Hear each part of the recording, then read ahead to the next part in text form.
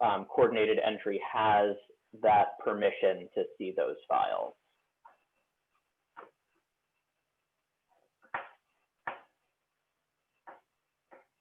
Okay, thanks, Tucker. All right, so this slide is very blurry, but Tucker, do you want to talk about the CES prioritization assessment? Yep.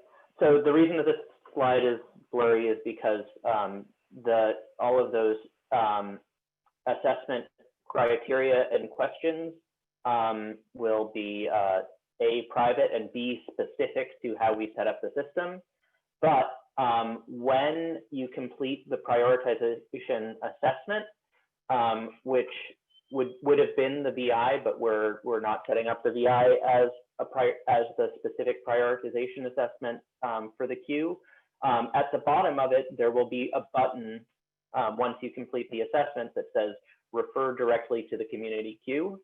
And this is how you get to, this is how you will add clients to the community queues, and there will be one version, it sounds like, for the shelter queue to get people into shelter for individuals or families, and one assessment and queue for all types of housing. So the shelter priority queue will probably be a very, very short, like only a couple of questions that will need to be answered. And then the housing prioritization will be a little bit longer, but hopefully still substantially shorter than the VI has been.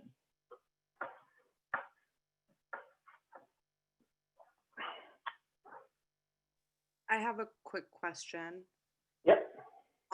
So would clients have to be open within coordinated entry, within Clarity, in order to get onto the community queue as well? Yes. Well, Okay. probably.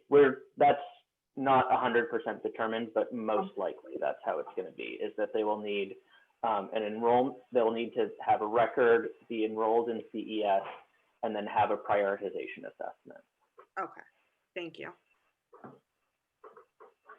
So we did review this, but just as a reminder, to enter data as coordinated entry agency whenever you're working in it. One thing to also note is a great feature of Clarity is that you can open 2 tabs at the same time.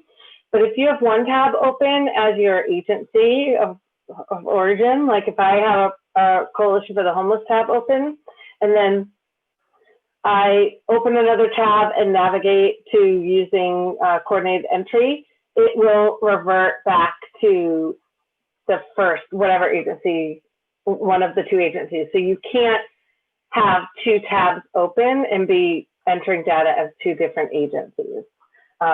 That's one thing that we sort of learned the hard way. All right. All right. Next up, let's see. Sort of. No, we didn't. I guess what we're going to do now is go to our training site and walk through all of the coordinated entry steps, talk about the event, and also the CI assessment. Tucker, do you want to share your screen or should I share mine? Okay. Oops, you have to, yeah. Okay, here we go.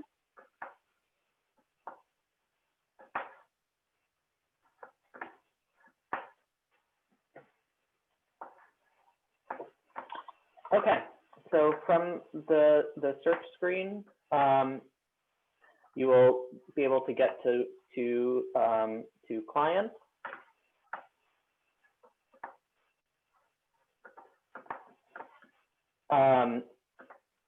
And we can find the client that we're looking for. And if we go to programs, you'll see this client doesn't have any programs, but the coordinated entry program is available. So we can enroll them. And one of the key parts is that for families, you want to make sure that everybody who's in the family is included as a group member. And if you if you enroll people as a group, then that's how you make sure that the appropriate number of people are included. And Clarity works really well. There's actually fields that are on the by name that will be on the new version of the by name list report that will tell you how many adults are in the household and how many kids are in the household. So immediately you'll be able to tell if it's a single adult, if it's a couple, or if it's a family with children. So it's much easier to deal with, and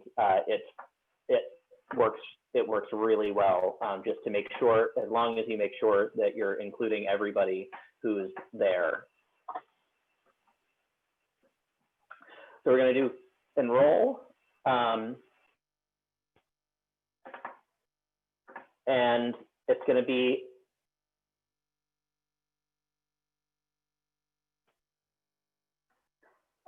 you're going to fill out all of the key questions here. The prior living situation is going to be generally the most important one for when people first get to coordinated entry, but you also want to make sure that if you're concerned about, documenting their chronic status, that the prior living situation reflects that if they're re-entering coordinated entry.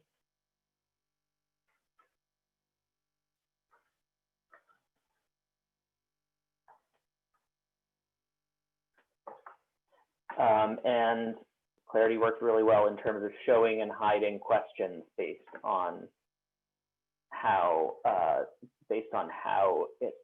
you answer them. So it's going to prompt you to do each household member, and it's going to pre-fill. These are the household relationships that have been saved in the system so far. If you have clients who are imported over, this part is fine.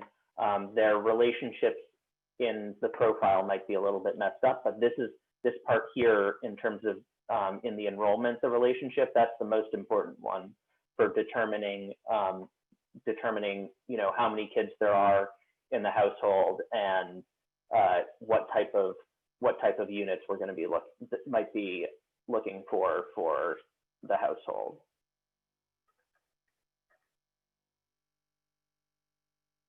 Since this is the child, they only have a much shorter number of questions.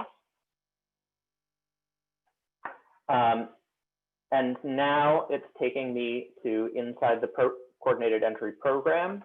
And so the workflow is that when clients are in coordinated entry right now, you would do first you would do the enrollment, then you would do a current living situation to reflect where they're at right now. And that would be usually going to be the same as their prior living situation, but it might also be that their prior living situation was housed, but now they're staying outside.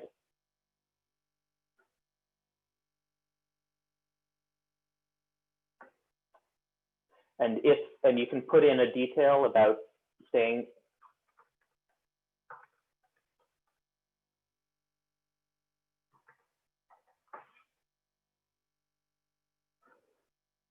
And you can put in a specific address there if you know it, to point outreach to, or you can just put in that. And now there's a current, so that's the current living situation. And then you would complete the appropriate VI spit out, which is another assessment.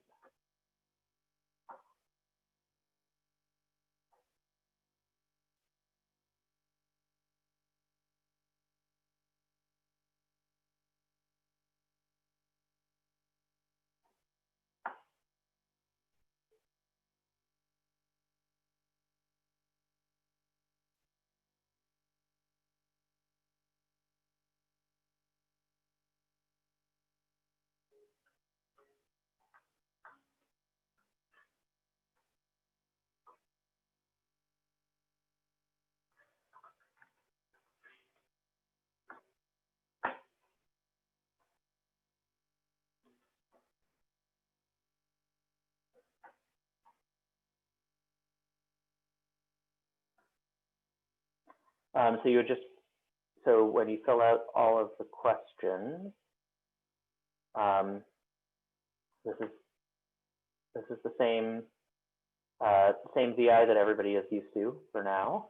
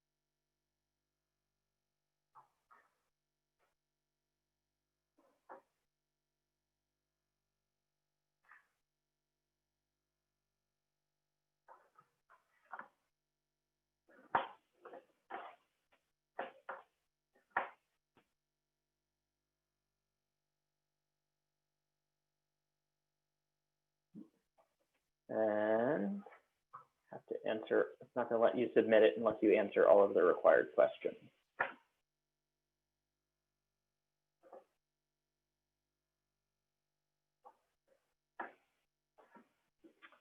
So that's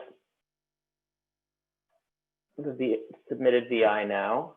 And you'll see that now it's in the assessment history.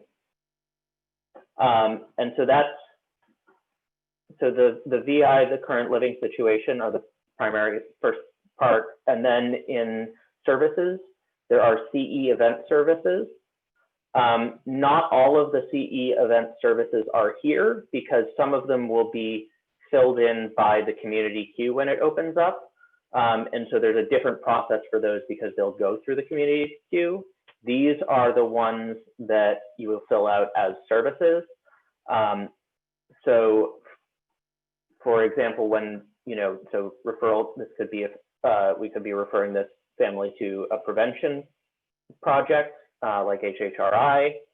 But in this case, what we've done here is a crisis needs assessment. So we're going to complete a scheduled crisis needs assessment here. You can include a service note here and describe what happened. The other part, so some of these in particular for problem solving, diversion, and rapid resolution. If you're working with a client and you are trying to help them find a safe alternative situation, like reunifying with family or getting them into a long-term substance abuse treatment solution, when you do manage to help them get housed, rehoused in a safe alternative, you would mark that as yes and put in the result date.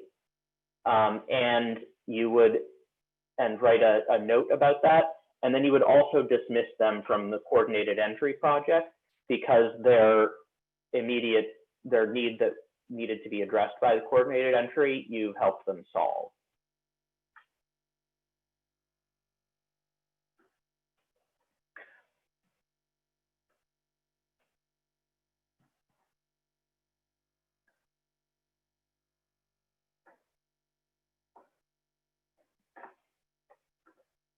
Are there any questions about the event or any of this process?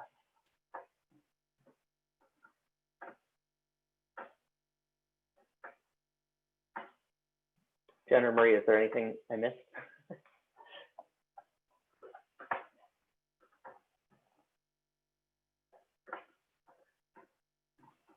I don't think so. Does anyone have questions? So just Adam from House of Hope. If we have a client who was on coordinated entry, for whatever reason is not on that coordinated entry anymore, so that shows under their programs that they were on at one point in time, and you talked about re-entering them into coordinated entry. So we're starting scratch all over again with a brand new one. So it's a new enrollment. They're not starting entirely from scratch. Right. Well, I mean, like, Yeah. you're going to essentially with a new system and a new way of doing things, because without sugarcoating it is, I mean, the things that were done as far as previously, this far exceeds what was done previously. So whether they fell off for some reason, were removed for some reason, I'm trying to find out if are we starting as scratch in Clarity on a coordinated entry for people that have had a history of being on and off? So I think the answer is kind of yes and no. So to back up, the coordinated entry data, the HUD data from coordinated entry did in fact migrate over. So the VI SPDAT assessment data has not migrated over yet. That's custom and we're working on it. But in terms of the universal data elements and the project entry and exit details, all of those are in Clarity for people going back to the basically inception of coordinated entry. In terms of, are we starting from scratch? So our community chooses to exit people from coordinated entry after 30 days with no contact. So most communities or HUD recommends that communities exit people after 90 days, but our community has on 2 different occasions chosen 30 days. And I think mostly because of the challenges with managing the list. So I think once we are squarely in coordinated entry, or sorry, community queue is set up and configured and we've been working along in Clarity, I think that we could probably, as a community, reassess that and make that instead of 30 days, 90. So that would keep people open longer. And obviously, they would still just need one contact with the system during those 90 days to stay open. Now, in terms of when you do have someone who was exited from the coordinated entry project, whether they sort of timed out or they had a previous entry and there's been a gap of time, when you create the project entry, some of the data will cascade. So if any of the universal data elements have been entered into the system within the last 90 days, when you go to complete the assessment or the entry or enrollment, some of those data elements will be already filled out. The VI, I forget what we chose for the VI. I think it's 180. I think we chose, 6 months. So if a VI was completed in the system in the last 6 months, or when we do migrate the VI assessment data over, if the date on it was in the last 6 months, then you would not need to complete that again. Oh, that answers it. Thank you. Sorry, it was a very long answer to a short question. No, it's because, I mean, we are running into substantial phone calls now, and a lot of the data is, a lot of it is reminding individuals about coordinated entry and how the process works, and Wayne is giving them the information of how it works. Mhm. But we are finding more now than ever individuals that have fallen off of coordinated entry and are reaching out to us thinking that they are on coordinated entry. So that number is pretty staggering in itself of the phone calls that we get. It's in we keep track, so we know. But the other part of it is that when we have them fall off, it's okay. Are we going to, they've reached out to us? Are we going to now all of a sudden start it back up? Which, being frank and honest, would be about like 10 people a day. Mhm. And that's a huge number. Yeah. And I know, our system leadership is aware of all these challenges that are facing our system, not just inherent to coordinated entry before COVID hit. Literally the week before COVID started impacting our community, we all were sitting in that EOHHS building hearing the CES evaluation results and the recommendations. So right now we're trying to implement those recommendations, try to deal with the COVID pandemic influx of people, and implement coordinated entry and clarity. So it's like a perfect storm. But I do feel like I recognize the challenges that are happening right now on your end, in terms of getting a lot of calls and people that have fallen off. But I think that in the next few months, changes that are going to be made to the CES system in terms of enhanced call features. We're also working on, and there's so little information that's like concrete, but we're working on some client-facing portal where people would be able to go in and they wouldn't be able to enter their data straight into Clarity, but they would be able to enter into this portal their information and current living situation, so that the time that is spent to collect information from them when we do have contact with them is minimized, so that we're able to talk to more people and get more people enrolled in coordinated entry and keep their coordinated entry enrollment open more accurately to what their actual living situation is. So I know right now it's not perfect, but I think in the next few months, the changes that will be made both in Clarity and just in the system in general will alleviate all of those calls.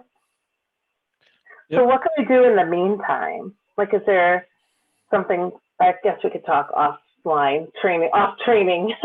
So we do have a coordinated entry system for advisory committee meeting next week.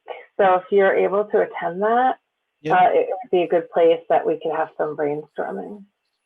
Yeah, I mean, because we want to be brainstorming about the current client calls.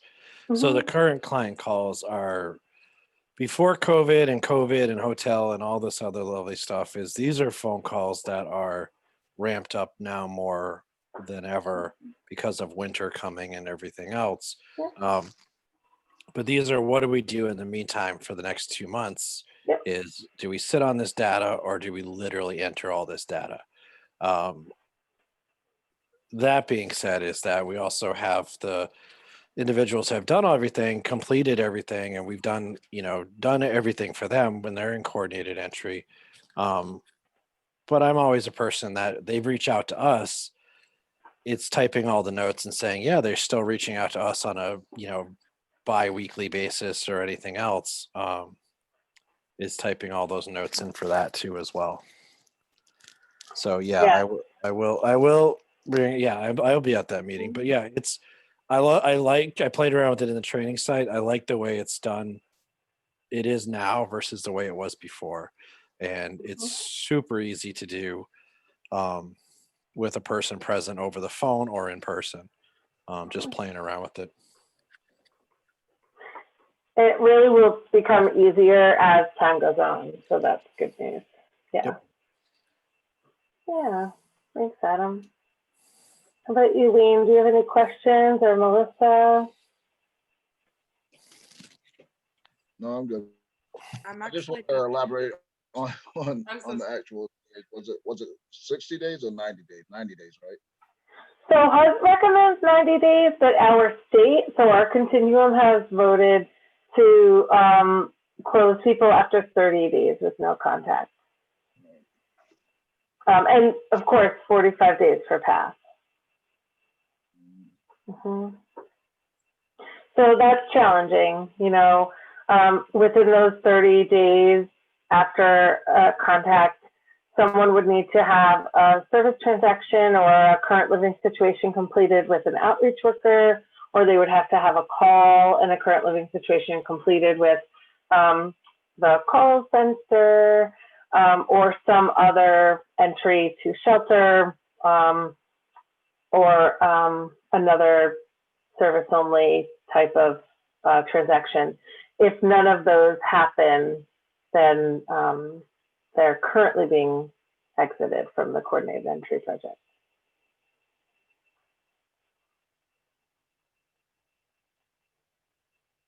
And remember, the changes that we made in February were that people didn't just enter coordinate. So it used to be that people entered coordinated entry simply for entry into shelter. And once they entered shelter, they were closed or exited.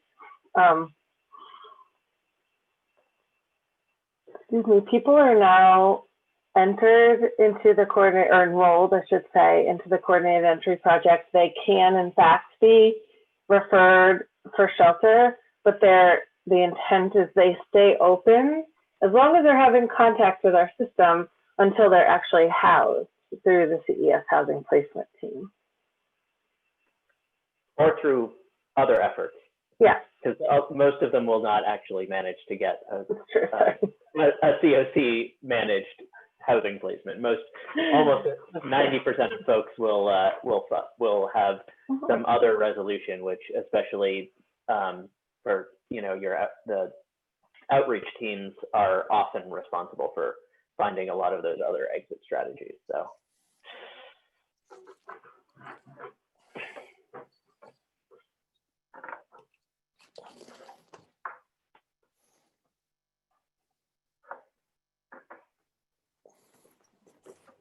Melissa, did you have questions? Yeah, I was just going to say, so I don't really have any questions regarding the whole coordinated entry process of getting clients in there, but I have been using Clarity more so now to track referrals from June, as we've talked about before and as we're going to be talking about on Monday. So as I'm looking through clients on Clarity, there are just a few, like one or two instances where there are certain bins that didn't transfer over from HMIS to Clarity.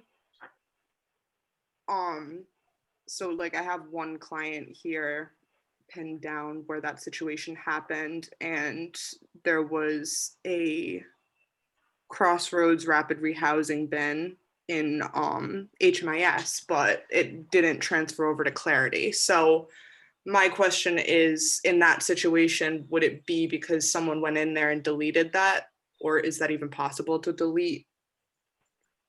Or would it just be that it didn't transfer over?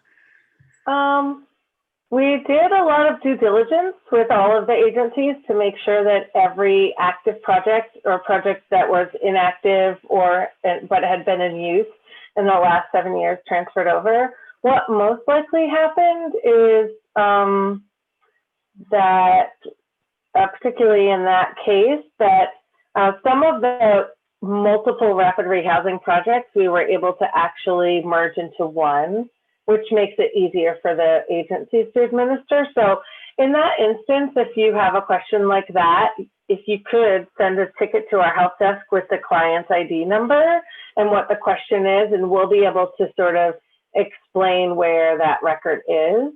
Okay. Yeah, so I would never say never, but I would say there's a 99.99% chance that that record and that project did in fact migrate over, but that maybe it's named something differently, or that similar projects that were administered by the same agency were merged into one for because now we can. Whereas in Service Point, it was impossible to have one project serving with different funding sources or serving different different types of clients. Gotcha.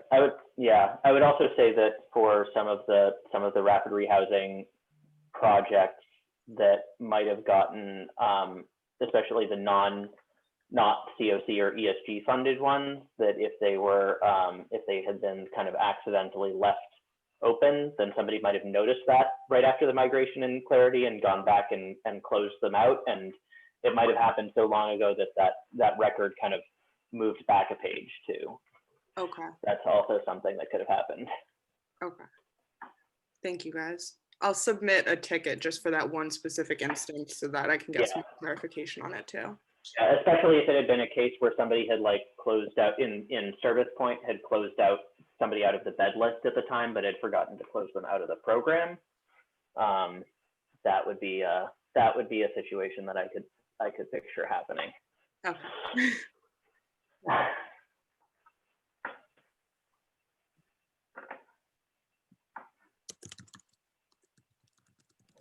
All right. Well, if there's no other questions, we'll go ahead and wrap up. This recording will be on our LMS. And as I said at the beginning, we are waiting for some more information from some of our CES collaborators. As soon as we receive that information, we'll be sure to be sending it out through the agency manager calls. So if you are not an agency manager, just know that your agency managers may be distributing additional information, just to make sure in the interim until we do get the community queue set up the way all of us in the community intend, just to make sure that everyone is in Clarity and that everyone who needs to make sure that they're placed or considered for placement in shelter is communicated with. So we're just, there's a workflow that's coming, and once we get it, we'll send it out. Awesome. Thank you so All much, right. guys. Thank you, guys. Thanks, everybody. Have a good day, everybody. You too. Bye. Bye.